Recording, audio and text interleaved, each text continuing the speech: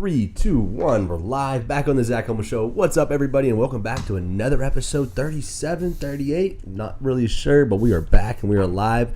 And I'm with one of my all-time favorite guests, actually my favorite person of existence, Miss Soon-to-be Homol. Oh, dropping the Homol. What's up, everyone? So pumped to be back. What's up, Lil Mama? How you doing? Oh, man, I feels good to be back. You know, I've taken a break from podcasting. I have my own, Be the 1%, and my last episode was like sometime beginning in November. And, you know, I just really wanted to be family focused and had a lot going on at the salon, so I'm really excited to be on today. You've been on fire recently. You think? Yeah. Oh, wow. I get to watch it firsthand. Thanks. You know, I think it's pretty cool. I'm watching your training clientele. You've been dabbling in the online coaching, which has been super dope to watch. Yeah, I've been loving the online coaching. It's something I've talked about before on a podcast, but I've really come to realize that I've been training for being in an industry with people.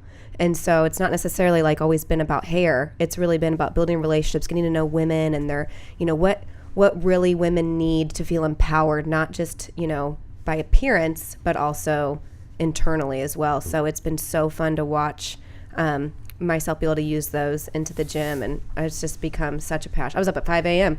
I'm like raring to go. I'm like, I would never be up at 5 a.m. But I'm like, yeah, let's train, girls.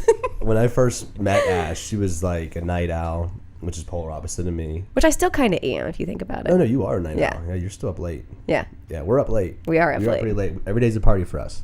Oh, yeah. We're always partying. Yeah, but then she's up early now. You're up early, and it's really cool because I'm seeing a driving force, you know, that just turned in you and this new passion that you have. When I met you, you're such a veteran in your space. Like, you're doing classes, and you're always invited to the biggest shows and all this stuff, and you're doing models' hair, and you know, you're just such a professional in your space. And not that you don't continue to pursue it, but you could just see that it was kind of getting boring for you. Yeah. And then just now to see you execute on this level with this extreme passion has been super motivating for me, because there's times where I feel like I'm a veteran in my space and things get stagnant, and I watch, you know, your love and your thrill for the game, and I'm like, man, I want to I remember that fire. I want to keep that fire within me. So you've been motivating the hell out of me. Oh, thanks, honey. Yeah, you know. Yeah, I love it. I don't know. I just, like I said, I watch myself. You know, it's so many things that I want to say to the women behind my chairs, like, I can't necessarily say, but then, like, you know, in training, you know, I can just get right in those women's faces and say the things that I want to, you know, to tell them to really get them to the next level. Where, you know, doing hair, it's just, I provide them something that they leave and look pretty, and I really try to make sure they feel it too. But then at the gym, I know these girls are coming in and they're just being very vulnerable and exposing this part of themselves, and so I get the opportunity to really speak life into them, no strings attached. And that, being able to do that is what I feel like has always been missing from, you know, being a hairstylist, not being able to really, you know, I kind of just have to go along with what my client needs from me, in a sense, versus I know when I won't accept a client unless they are, like, committed. So I've had people ask me, okay, what do I have to do to get started? I'm like, well, if this is a New Year's resolution, and I don't mean to say that they're bad, but if it's just something that you're just like, all right, I'm going to change up my diet, and in 6 weeks I want abs, and, you know, stuff, it's just like, we're not a fit. You know, I can be very choosy, because it's what this has done for me has totally changed my life, you know, in every single aspect, in relationships, friendships. And, you know, I want to be able to get on that level with every one of my clients at the gym. And I can't do like superficial style training. Like, it has to be intentional training, and I have to know that these people are committed, and that I'm able to say things to them that they might not like me in the moment, but they know it's like true. Well, I've been noticing as you've been handpicking these clients, so your retention is through the roof.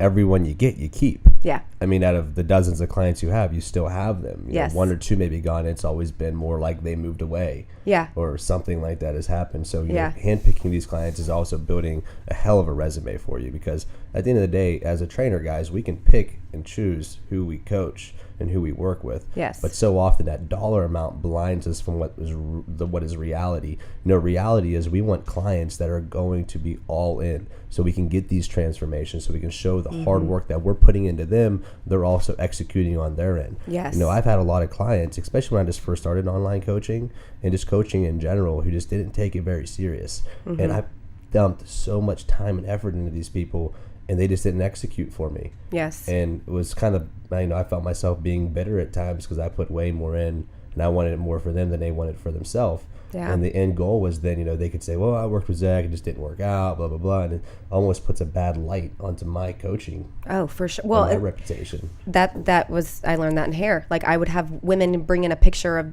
this girl that had curls, and they'd want me to cut it like that. And I'm like, well, you have to like style it. Like, all she has is a trim. We need to do a trim today. But like, well, you can't make it flip and wave like that. So like they put so much into this one service thinking that it's going to last them, the 6 weeks where they're doing nothing on the back end to compensate for it. It's the same thing in the gym. It's like, just because I'm your personal trainer, just because I'm your online coach, if you aren't committed enough through the week to stay eating properly, I can't be, you know what I mean? I can't be like on you every like 3 meals a day. I can tell you what to do and push you that direction. But if like then you cheat 4 times that week, and then we take our monthly progress pick, and it can. That's why I'm very choosy, because I've been that route where I've been very like I've given my chair over, is what I would say at the salon, where I've allowed the client to dictate, and I've just wanted to appease them just so they would like me, and it's come back to like bite me. Oh my gosh, big time. So I've learned that. So this is people's health. This is their well-being. This is a lifestyle change. So I take those moments and I'm like, I have no problem telling people we're not a fit. Yeah, passion over money. We talk about that all the time, about firing clients. So much more. I have no problem firing a client. A couple of weeks ago, I had an issue with a client, and I just didn't feel like it was a good fit anymore. It was about a month ago, and I'm just like, hey, you know what? This is nothing. I could line you up with somebody else, but right now I'm just not enjoying my time with you anymore, and I feel like it's conflicting. Right. And, we have that. Trainers, you have that ability to do that, especially if you see that client's not giving their full out and they're putting the blame on you, and you've tried every different tool in your tool belt to get them to execute, and they just couldn't execute. Maybe that relationship's too close. Maybe that relationship's not fertile enough. Whatever it might be, just move on to the next one. Hold your integrity, passion over money. And I'm sorry, but if you're a trainer, wouldn't it be so much more cool to hear like a client be like, my trainer fired me, versus like a client saying like, this trainer, I wanted this, this, and this, and he just couldn't provide, and she just couldn't deliver, and all this stuff, and then your name's strung through the mud when you feel that it's not a right fit. And that's with the client and the trainer. Like, let's just stop being so sensitive to people's feelings and just call it what it is. Like this is what I've learned in the hair industry. I've fired multiple clients over the years, and what I say to them is, I'm not making you happy.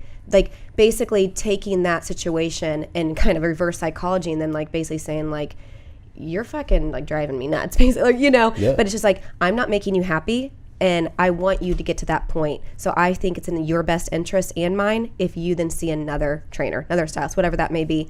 And I have no problem. What typically happens when that, like, I know you've had stories where you've actually told really clients that, and they like backpedaled hard, like, apologetic, and actually, I would probably say 75% of the time, yes, they backpedal, because, and I had one lady tell me, and she about broke down crying and everything, and she just said, I realize that it's never really actually been, you've provided me something that has been bad, but every time I come in, I don't like myself, and I project it onto you. I mean, it was kind of one of those, like, we both had the Kleenexes out, because I love my clients, and it just, but I can't have that in the middle of my day when I'm overturning every 30 minutes for a 10-hour shift. I've got to stay like on mission. I've got to stay like, producing. And if someone's just constantly telling me, yeah, it didn't work again, I'm like, then why the hell are you back? Are you here just to bitch everything about your life into my lap? Like, I'm not doing that. I'm very confident in what I provide, and I've given you every single thing you did. It's not my fault that you aren't taking the tools and doing it on the back end when I don't see you. And so that's, but I will admit too, I'm not just going to sit there and be like, I'm the shit or whatever, but that other percentage, it's actually been very relieving for the client. And I can think of multiple clients who actually have stayed in the salon and they see other stylists, and that's not a bad thing. I'm grateful that they stayed in the house, because I know that they're going to get taken care of well, and we can still communicate. But it was like a sigh of relief for both of us that I just like pointed out the elephant in the room, like, this isn't working for us. Yeah, and I think it's like stylistic too, in personalities. It doesn't make you any less of a hairdresser or a trainer if he goes, if I have a client and this doesn't work well for me and I send him to Jay and it happens to work really well with Jay, their personalities and their styles might work a lot better where ours might clash. Like, I'm very aggressive. My personality is pretty aggressive. I mean, I think we all know this by listening to the Zach Homol show over the years. And, not every client needs that. And I can offer different personalities, but I always go back to, like, my roots, that hardcore grit. Yes. That's just who I am as a trainer, and that's who I attract.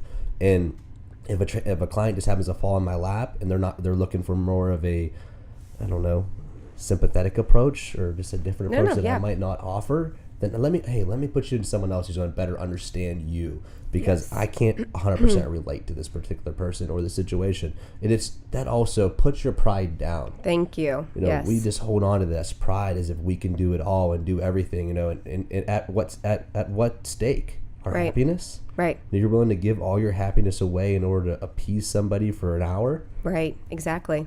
Yeah, and what's so beautiful about that is take the people out so you can welcome in the people who are fit for you and you are fit for them. So not only is work doesn't really become work anymore, work becomes like your passion and what you're there to do, because you're on purpose and you're not just like, oh, I got to fill this hour gap, can't wait till she's gone, you know, because you're so dictated by that number, by that paycheck, that the fear, like us talking this right now, they're like, okay, yeah, but you guys are established. I'm like, no, I was firing clients way before I was established. Yeah, absolutely. You know, I fire clients when I need money, like even like up to today, like I still have to hit a certain, but like I have a budget. I expend X amount of thousands of dollars per month, paying employees and overhead expenses.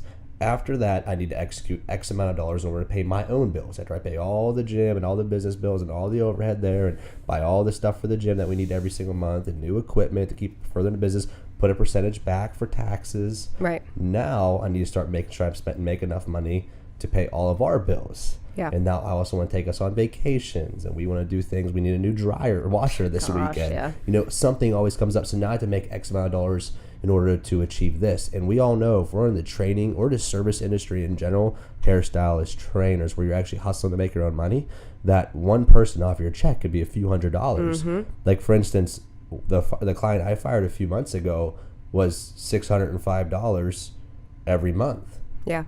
And so it's like, now I need to make $605. That's a good chunk of cash. Right. $600. That's some people's whole entire week's worth of pay. So like, now I need to execute. That's my truck payment. So it's like, now I need to execute on finding another client that fits it. So it's like, I don't like enjoy firing. Like, first off, I don't enjoy firing clients, just period. Right. But I still enjoy it in a way where it's like, oh, I can just gather another one, not to hustle even harder in order to fulfill that gap, so I can continue to progress myself into the next space that I want to be in. Right. Yeah, exactly. Well, and I just think too, we have to be very aware too that everything is Google reviewed right now. Everything is, it doesn't matter word of mouth necessarily anymore. It's like people just jump online, and if you don't stand up for yourself and for the client's best interest, you're risking them leaving a horrible review about you that's out there forever, that could truly just, you know, define like your future with more clients and stuff. You know, in we're not real big on reputation. You know what I mean? We know our reputation, like we know who we are as a person. But reputation, at the end of the day, it does help get us paid. Like, if you have a very poor reputation on Google and you have like 5 or 6 reviews that are all pretty similar about you, it might be real. Right. And then, you know, people start reading into this, they might not be so prone to want to come to your gym. Right. Yeah. Know, or to come to your salon because, like, well, I'm not with this Ashley girl or I'm with this Zach guy because they have his aggressive training personality. Right. Right. You know what I mean? It's just like, you don't get pegged for that either. So just dropping the client before it gets to that point. You know, and also it's going to keep both parties happy. Exactly. Yeah, definitely. What do you want to talk about today? I don't know. What do you think? What are you feeling? So Ashley and I actually did a podcast a couple weeks ago, or a week or two ago, on parenting. Yes. And, you know, we were like, man, we've been just getting a lot of questions on both ends about relationships, and by no stretch of the imagination do we have our relationship figured out all the way, or even part way, maybe. I'm actually reading a book this morning. I sent it to her. I'm like, trying to be a better husband. So I'm always just developing ourselves. You know, we've been in counseling, life coaching, and we work hard. You know, we're big in our faith, and we're trying to make ourselves better. And we just want to take the skills and the assets that we're using right now and help you guys out. So we want to do like a little relationship series, parenting series, and we're really just going to shoot from the hip. Yep. And we're going to do it through storytelling, and we'll title the podcast after we do it. No plans. We don't plan this podcast. We're not going to plan any other one. No. But we're going to do a little relationship series, and 5, 6, 7, 8 part series, and relationships and parenting. If you're looking, sorry, I have a little bit of a congestion here in Indiana right now. The weather's up and down. But if you look at, or when talking about last week's podcast, I didn't post the podcast because I was speaking extremely out of character. And I want to mention that on this podcast. I want to hide from that. And I didn't post the podcast because I get so fired up sometimes about parenting that I'm really trying to avoid cursing every other word. And y'all, if you listen to the Firecast from Jay and I, you know I'm very fiery. And I still have a lot of that in me, but I'm trying to, wean that out of myself. And I get real fired up about parenting and parents who are lazy, and it ended up being to the point where I was just cursing about these parents that I was watching at the YMCA's and at family functions, and just so like frustrated with how people parent, and the lack of integrity that they have and respect that they have for their kids and for other people around them as well. So I re-listened to the podcast back, and I was like, what, if I want to be able to give advice, I want to make sure it's good advice. And yes, I don't know if it was bad advice, but it was just too aggressive. Yeah, no, that's fair. Yeah, and I don't even remember exactly 100% what we even necessarily talked about on that podcast. But at the same time, like, I think both of us will say at the end of it, we kind of like black out, and then we come back, we're like, what do you think? Was it good? I don't know. I'm like, I have no idea. I don't even remember what we talked about. And then it's like, we listen, we're like, damn, like, we like, we're into it. But yeah, it did get a little fiery. Just, I think anybody out there who, maybe if you're not a parent, even if you have a significant other, or if you're close to your mom, or you have a dear friend and, something's not going the way you feel like it should go, you can't help it sometimes just to let your emotions take over. And so there was some incidents that we were bringing up that we don't even really need to go over now. No reason to bring it up now. No reason to go over now. We talked about it. It felt good to get it out, I guess, but it was like, maybe we shouldn't share that episode. Sometimes I'm glad we're not live. Oh my gosh. We don't edit though, like, so you guys know, I never edit the podcast. No. What you hear is what you get.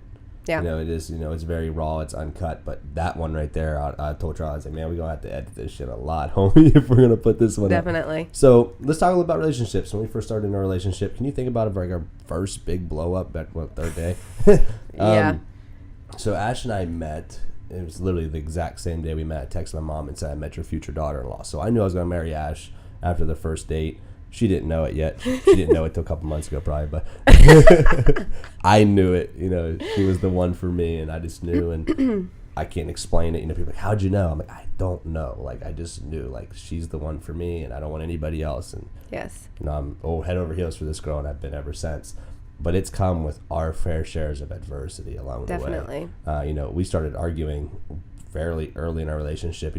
Even during the honeymoon phase, the honeymoon phase is kind of great. And I don't even get the honeymoon phase. People are so funny when they talk about that, because everyone thinks there's a certain point, like, where we shouldn't be fighting. We're only been together this long and we're fighting. Like, this isn't how it should be. That happens like 10 years into a relationship. And it's like, well, if we would have stuck to, we wouldn't be talking right now together, So I think too, like, a lot of what we went through in the beginning, we had to be very careful of who we spoke those arguments to, because we were both just learning each other. And we were from two different worlds. Like Michelle, she's my life coach. She's explained it's such a powerful representation. But with your significant other, you really need to stop looking at them as like what's wrong with them, and start looking at them as like they've came from a different country. Like, imagine going over to, Ireland or something, and just trying to like understand people's different ways of living. And it's not that it's right or wrong, because obviously they're doing fine over there, but it's just totally different than how you would. So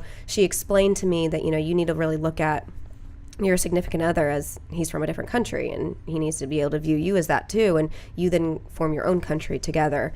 And that was just so powerful for me, because I feel like in the beginning we just could not understand each other. Mm-mm. And that's where the majority of our arguments went from, where I would say something and he would think it was disrespectful, or he would do something and I would think it was disrespectful, and really we just were so raised differently. We came from different areas, different ways of life, and like here's just one example from different areas and different ways of life. Just a couple weeks ago, we were at your parents' house, and I was scraping out food in the trash, and your dad was trying to tell me to put down the disposal, like here, hand me the plate, like I was trying to be nice, and you told me after, like, that'll stink up the trash, man. Come on, that's disrespectful. Like, what are you doing?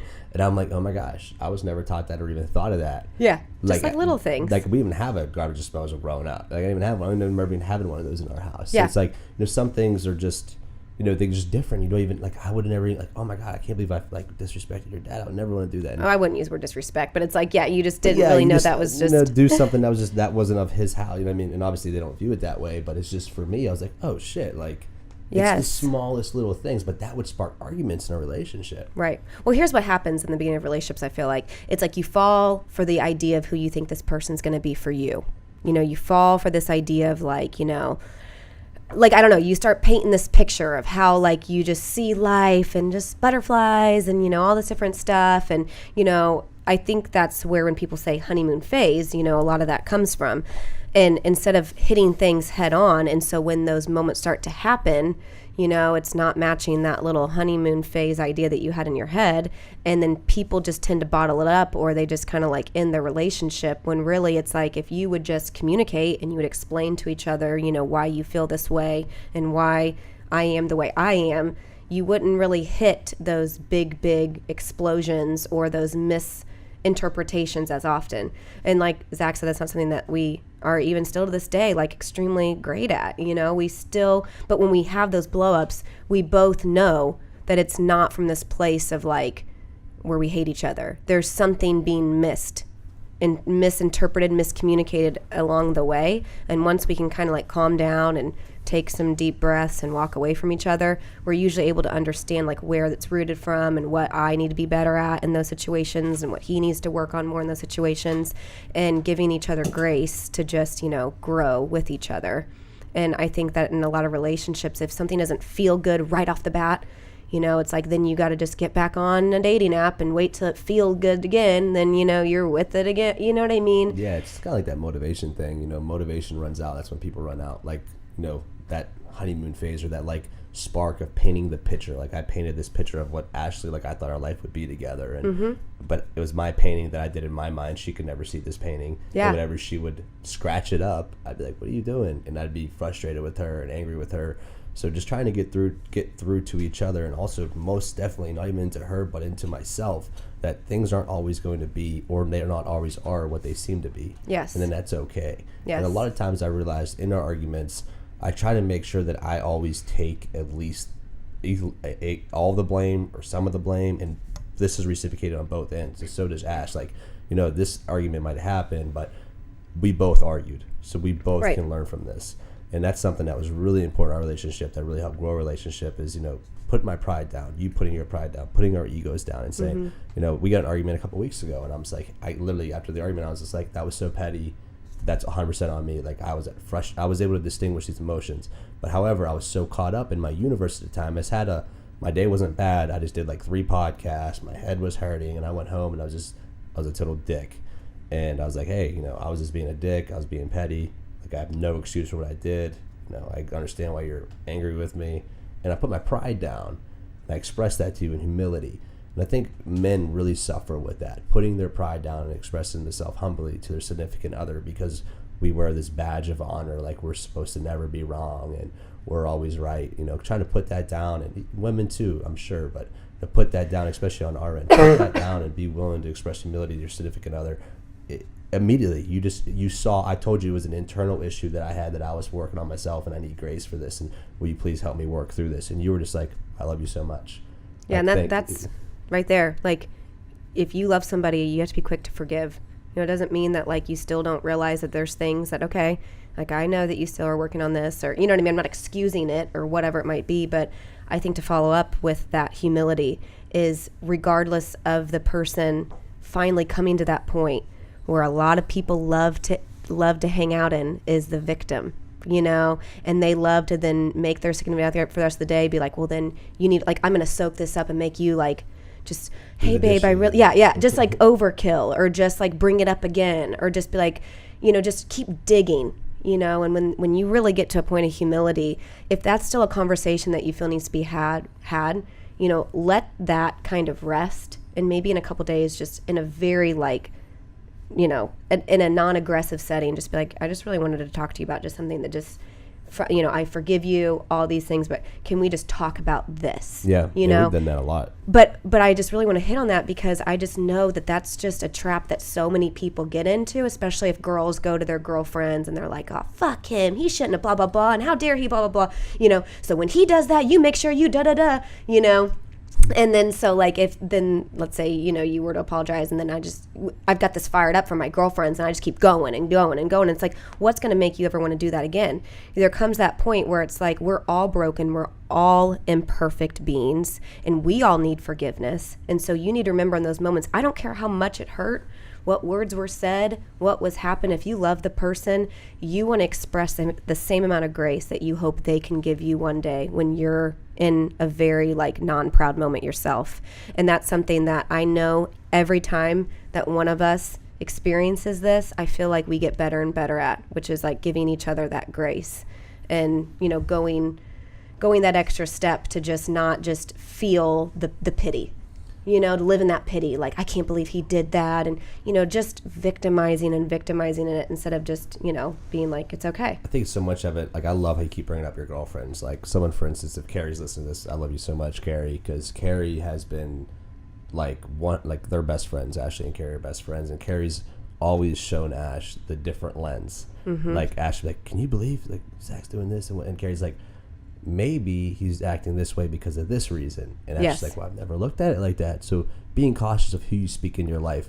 For instance, when I go to the gym and I talk about things that frustrate me with our relationship, or, you know, things with crew, you know, because obviously, so Ashley had a previous marriage before me. So like, these are like, at first was difficult for me. There's certain obstacles to go through. She has a son, you know what I mean, trying to build my relationship with crewman. And, you know, since then things have progressed into something so natural and organic. But at first it was hard, and not that it's still not hard now, but there's times where at the beginning it was really hard, and I had to be very cautious of who I allowed to speak life into me, because some people I talked to didn't give me the best advice, you know. And I'm like, I love this girl, so if you're trying to alter me from, if you're not trying to give me good constructive criticism or understanding or solutions to these problems, or listen to me talk, I don't really want to be talking into, I don't want you talking into my life.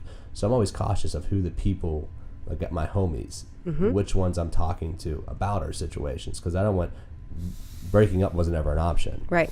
Giving up was never really an option for me. I knew what I wanted from my life. So I need people who are like, hey man, maybe try looking at it through this situation.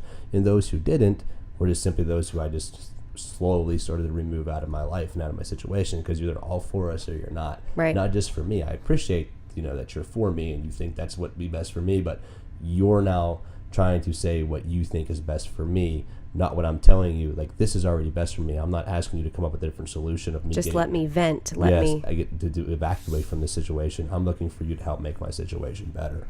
So cautious of who you allow to speak life into your life. Yes. You know, and I see important. this on Instagram and Twitter. Like, I follow a lot of young people.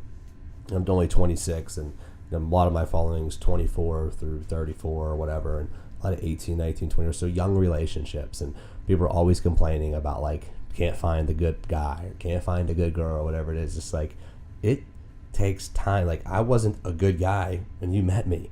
Like, it took time to develop me into, we always say, like, we're training each other. Like, I'm coaching Ash to be the wife that I want her to be, and she's coaching me to be the husband she will be. It's like, not that I'm pussy whipped or whichever way I want to look at it. It's just like, I'm learning her love languages and things that's going to make her happy, and I want to be that for her because I love her, and vice versa. Right. She probably doesn't want to have sex with me 24/7, but that's what I want. You know, it's like, and vice versa. I don't want to do the dishes, but I did the dishes last night. So, like, trying to find each other and compromise, and, you know, the whole team, be a team's cool, but I think it's also like amateur. You know, it's very beginning relationship. Like, oh, learn how to be a team together, and that's definitely great, but it's always, for me, it's always like, how can I just better serve you, to love you more, to be, you know, when I'm out hustling all day, like I said this to her the other day, like, Ash, I want to learn how to love you more. You know, I love you so much, but I want to learn how to love you more, because I'm out hustling all day for our family. But then when I come home, I'm still on my phone, and I'm not spending as much quality time with you, and this is being self-aware, and I noticed that. And I was like, so here's some solutions of things I want to do. So I just gave her my phone last night. I'm like, just get this thing away from me. You know what I mean? It's just like, because I want to show her that I want to learn how to love you more. Like, what do I got to do to learn how to love you more? And vice versa. Definitely. And it requires you being open and being vulnerable. Like, so many guys around are so prideful. Like, I don't want my significant other to see me weak. And I was like, then she never knows you. She'll never know you. Then Ash sees me more weak than, I mean, you guys even hear the way we talk. Right. Like, I'm just not aggressive as I am. I talking. It's just different. She knows absolutely everything about me, my deepest, darkest insecurities. She knows them. And that's what, though, makes our relationship so strong. Right. Like, she can come in the gym and she knows immediately if I'm having a good or bad day. Oh, yeah. If I'm having a good day, she'll slap me on the butt. We'll keep moving. If I'm having a bad day, she'll come up, give me a hug. Just let me know if she's affectionate, and she'll move on. Definitely. Yeah. Well, and I think too, relationships, when people are looking for that person, they say they don't exist. It's like, we're just looking for someone, or they're just looking for someone to fill a void that they haven't filled themselves. And what can be really, oh my gosh, like really ugly about that is what Zach just said, is we have to also be in a position where if you love somebody, you have to be willing to let go of your ways to be what they need. And so many relationships are looking for that person to fill them and to be what they've been looking for, but never change anything about what they're still doing and who they are. And not saying that, like, I don't want to say that I've lost who I am. I've become a better woman because of Zach. And that's like literally, that's the power of a relationship, of a healthy relationship, where he's not pushing me to be different for a bad reason. He's pushing me to be better for myself and for us as a whole. And that's something that a lot of people are just looking for a relationship that's going to make them feel good. And the minute it doesn't feel good, it's like, I'm out. Like, you know, and that's what's just so, it's so frustrating. That's why some people are so good at, like, they just dive into their work or they dive into their business, but it's the same thing. How do you make your business grow? How do you make it better? You're going to fail a few times, but do you just then, I'm not going to work anymore? Like, no, because you need a paycheck, you know? But we use this feeling meter to dictate, like, our relationships. And I'm not saying that, like, you shouldn't, if you don't obviously, like, feel like you're in love with your significant other, that's obviously something, a whole nother podcast you need to be listening to. Right. But I just mean, like, in our situation, like, there's times where I do just need to, like, vent. Like, I just need to vent about Zach, but it's just like, it's nothing to do with anything in particular. And just like I know that he has to do about me, but it just doesn't. But in the same breath, I'm like, if I'm, like he said about the friend thing, if I'm venting to you and you say something bad about him, I will motherfuck you all day long, because that's not, you know what I mean? Like, don't you talk bad about, you know, like, I just, like, need to, like, vent something out or whatever. But so many people, like, can't wait for somebody to tell them, like, they're not making you happy, then you need to leave, you know? And then they're like, get on their, you know, high horse, and they just think, I need to find someone who's going to, you know, fill this void that's never going to be filled unless you yourself can fill it. Yeah, it's like, you know, on top of that, you're trying to say you can't make you happy. Like, I'm not able to make Ashley happy all the time. No substance, no hobby, no relationship will you be happy all the time. Like, there's times where Ashley and I just don't like each other. Mm-hmm. Like, when we get invites, obviously she does not like me in that moment, and I don't like her in that moment, but love never goes away. Right. And so it's okay to not like your significant other, your mm-hmm. wife, your husband, through certain times or seasons of your life. Yeah. You know what I mean? There's been times in our life where you're like, you know, she might not like the person I'm being. Right. And that does, but commitment. Right. That we were not. So exactly. Commitment kept us together, because she's committed. She knows where my heart's at. She knows that I'm distracted by something right now. And I know that she's distracted by something. Like, she's distracted, whatever it might be. You know, she comes home from a long day at work, and she's had 50 clients, and one has cancer, and another one's having a baby, and her emotions are up and down all over the place. And, you know, she's coming, she's laughing, crying, cussing. She's all over the place. And it's like, I might not like her in that moment. Right. You know what I mean? But I'm committed to her. Yes.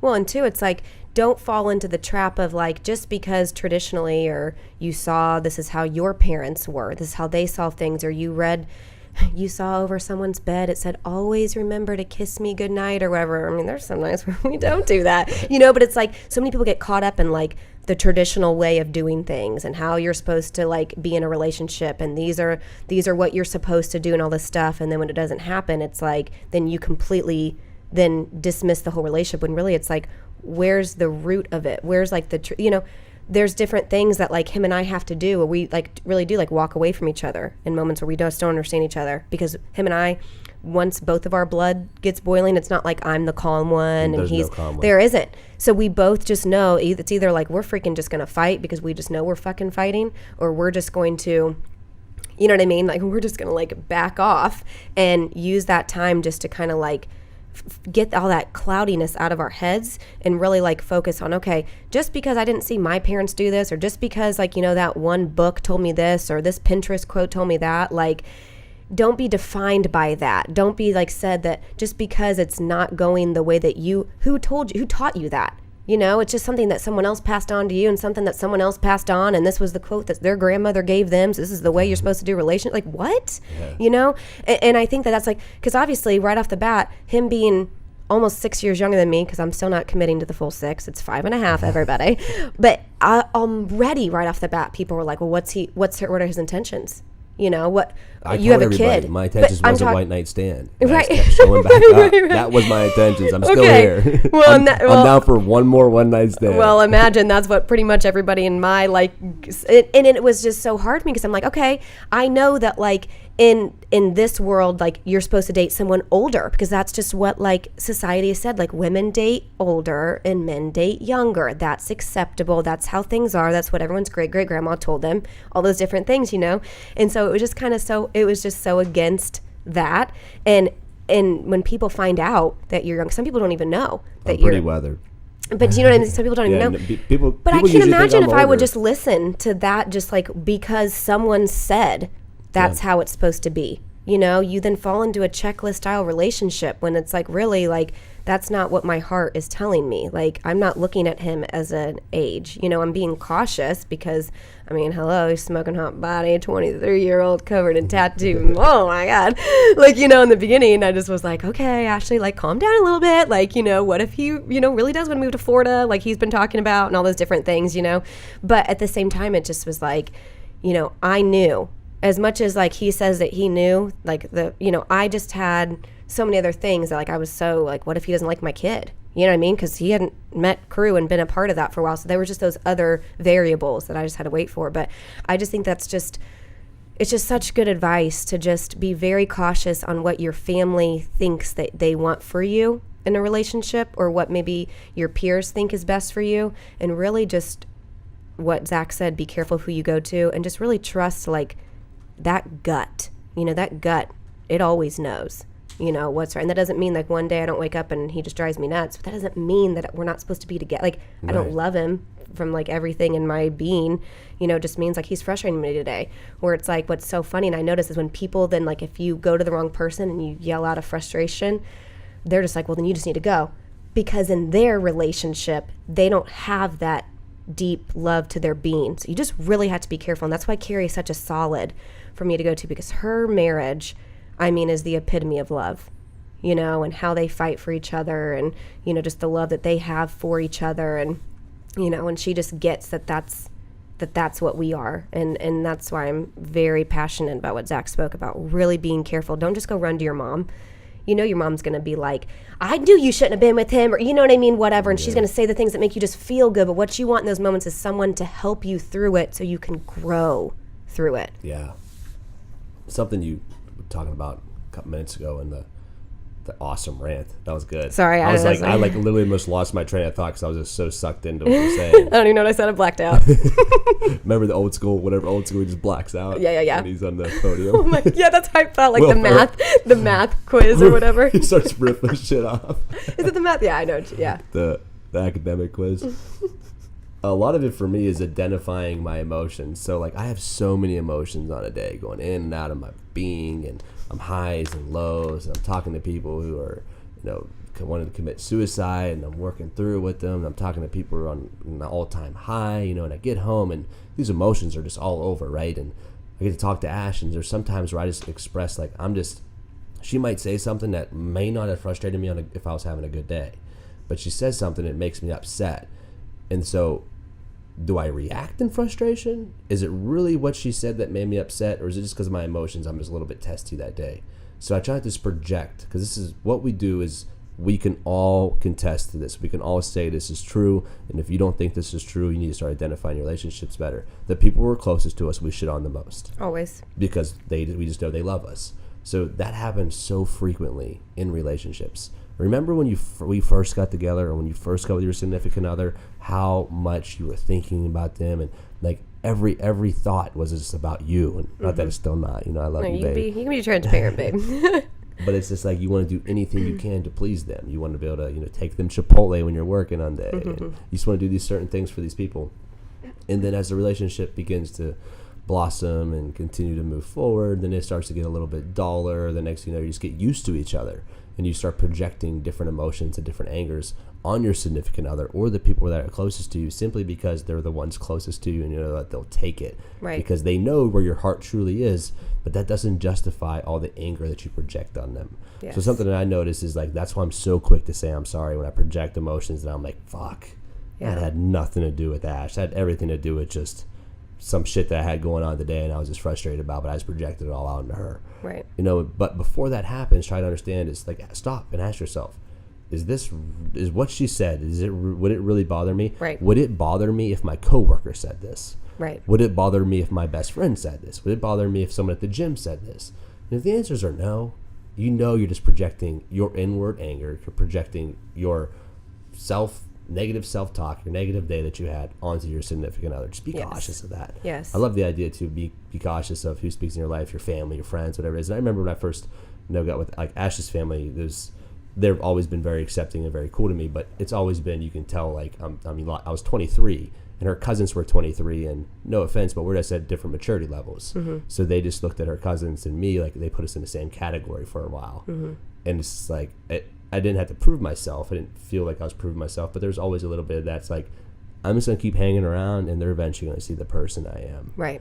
And they'll have to respect me for the person that I am. So I didn't just demand respect from your family. Right. And I think that's a thing that a lot of guys do, especially like if a dad doesn't respect them immediately, or the mom or the family, that, you know, they don't want to see that family anymore. It's like, if I had a daughter who was 30 and some 23-year-old came in with a bunch of tattoos all over his body, and there you go, 7-year age gap. Gosh, you love pushing that. I would be standoffish too for my grandson and shit. I'd be worried that this guy has prison tattoos. You kidding me? Mm-hmm. Yeah. You know what I mean, I'd be stressed out too. So I just understood what they were seeing. I know I wasn't that person. I was cool with understanding it. You know what I mean? I had to just work myself. Like now it's, you know, I hang out with everyone in your family individually. Right. You know, when I'm not even around too. Yeah. Yeah. When you're not even around, I have individual relationships with everybody because your dad's my homie and we just kick it, and I love your mom, and it's just like your papa. I go over and watch football games with him, and your nana, I'm always grabbing her butt and flirting with her. So it's just like, you know, it's I had these, but I didn't expect them to respect me that way when I first met them. Like I had to earn it in a sense because like their loved one, their grandchild was on the line. Right. Their granddaughter was on the line. Their daughter was on the line. Their sister was on the line. I understood that. So when I understood that, it's like I was able to be patient with the relationship and understand other people's feelings over my own. Right. Because your own is very selfish. You got to put yourself in the back seat for a second. You're okay. It's okay to be number two. Right. Put yourself in that for just 1 second. See where you stand. And then, you know, don't prove yourself by being anything extra. Just show them 100% who you are. Right. Yes, exactly. 100%. I mean, and that's true in friendships, you guys. I mean, I don't know about you, but especially nowadays, it's like if I meet a girl or whatever, like, I'm like, it's going to be a while before you and I decide how much I'm sharing with you. You know what I mean? And where I place you as a friend. So it's like, you know, in those situations, like what Zach is saying, when you demand to get into a family and expect it to be immediate, you know, it's just like, take a step back and really be very, very mindful of just what would you do in a situation if you were just given a new friend? Would you start telling them your deepest, darkest? Would you trust them with those types of things? So, you know, it's not that people are necessarily being judgmental, but it's just you're all from different countries and you're all trying to figure each other out, and just be very mindful. And like what Zach said, don't change who you are so they like you more or whatever. And I can tell you this much, if you change who you are and you abandon yourself, which I've been there before, it's the darkest valley you can live in. It just is. Thanks for sharing that. Yeah, it just really is. And, you know, you put on this coat of just who you're supposed to be around certain people, because that's just where you get the most praise and the most like, oh my gosh, people light up because you put on this who people need you to be. But then inside, you're just completely losing every part of why you were created every single day. You know, that's something that your mom and your family kind of rewards me a lot on. It says a lot like that I'm just so real. I'm the most straight down. Like I don't like to beat around the bush and stuff. And your mom's just like, man, it's just brought so much joy to our family. It really it's has. Very refreshing. It's very sobering because, you know, I don't put things under the rug. Like I'm an open book. You know, if I have nothing to hide, I have everything to give. Right. So it's like I'm not gonna try to be something I'm not in front of these people. Like they're all broken. They're all fucked up too. Yeah. Just as broken and just as fucked up as me. Right. In just different ways. In their own ways. You know what I mean? So it's okay to share my stuff. And if they shun me for it and I realize then maybe it's not the best family for me to be getting involved with. Exactly. That could be some of your answers. But we can get so caught up in acceptance that we are literally willing to risk losing ourselves for it.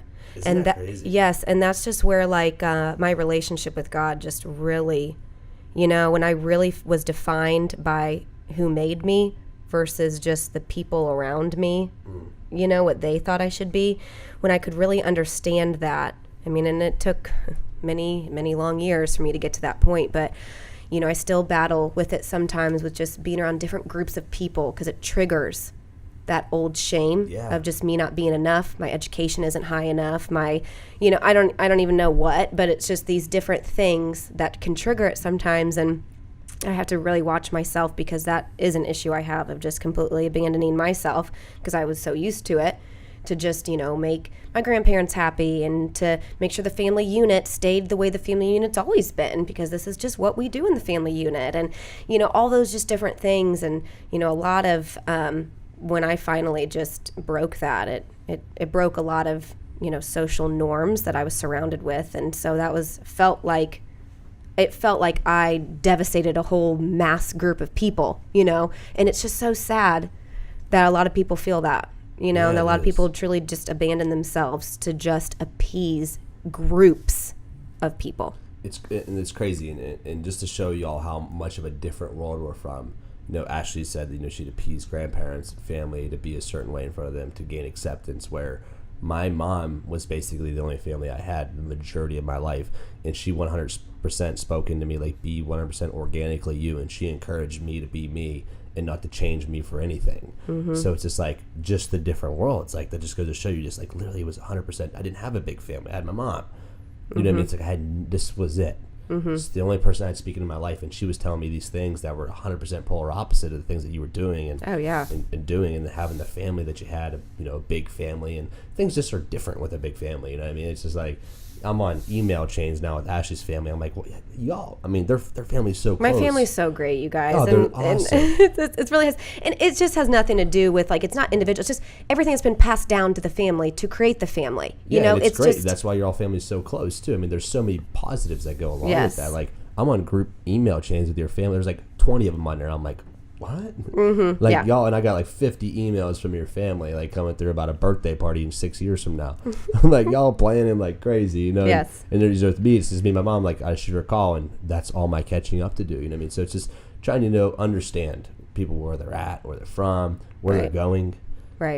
Yeah. And you know, when you love people, when you look up to them in that way, in their certain bloodline or whatever, and you feel like you're not going to be loved if you then are this certain way, you know, that's a real feeling too. And when you're constantly the black sheep of the group, you can't help but think, like, it's got to be me. You know, what's wrong with me? You know, I've got to then change this. I've got to change that to be accepted. And, like, they're telling me the only way to be in a marriage or relationship is to be with this type of person. And so it's just like, well, that's weird because that's not at all what I think, but I guess that makes sense. You know what I mean? And so, like, at just like a young age, it just was like, just not, and my family never did it in a bad way. It's just what worked for them. I mean, my grandparents, like, my grandpa is from 17 brothers and sisters from an area in Virginia, coal mining family, and he had to leave because he knew, just like you did, that just leads to death. You know, there's not much in the mines, you know, other than black lung and dying early. And so, you know, a lot of it was just built from the ground up. And so there was a lot of principles that were just taught in early generations that just kind of stayed into the generations we are now, and everything's so different than it was 60, 70 years ago. You know what I mean? And so it was just kind of hard to evolve that into where we're at now. And, you know, that's just something that I can just remember being stated to me that, like, oh, well, you wouldn't want to look up to Ashley because she's not even a good person to look up to. You know, like, that was like a statement of somebody close to me. And it was said to my face in just a situation. And I just, like, oh my gosh, like, you know, okay, yeah. And it wasn't necessarily just family. I'm talking like close groups of friends, an old church I went to, you know, it was just unbelievable. The masses of people that I thought were, you know, now that I can finally see clear, you know, but all the areas of my life that I truly just diminished, changed, it's nobody who I am now. And I love who I am now. But man, who I was 10 years ago, even Carrie can say it, she's been around for it all. Like, I was ugly. I just had an ugly soul, you know, because it was going against everything of who I was. And I was measuring myself next to people who I'd never even be because I wasn't wired to be them. And so all that was happening inside of me was just self-hatred. And, you know, and how can you love when you're just filled with that, you know? Yeah. Man, thanks for sharing. That was awesome. Powerful. Mic drop. Boom. I don't want to go much longer. We've already gone about an hour.